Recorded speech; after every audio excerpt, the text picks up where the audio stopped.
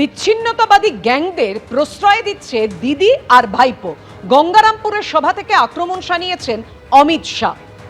কটাক্ষ করেছেন মমতা বন্দ্যোপাধ্যায় যে বিজেপি সন্ত্রাস চায়।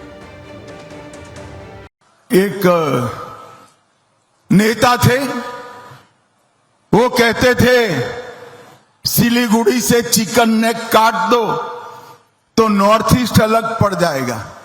क्यों भाई, आपके पिताजी का देश है क्या? काटना चाहिए क्या?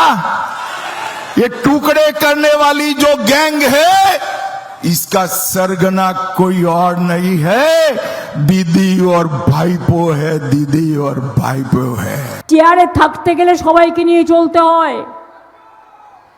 देश का नेता कैसा हो, गांधी जी जैसा हो। देश का नेता कैसा हो, नेताजी जैसा हो।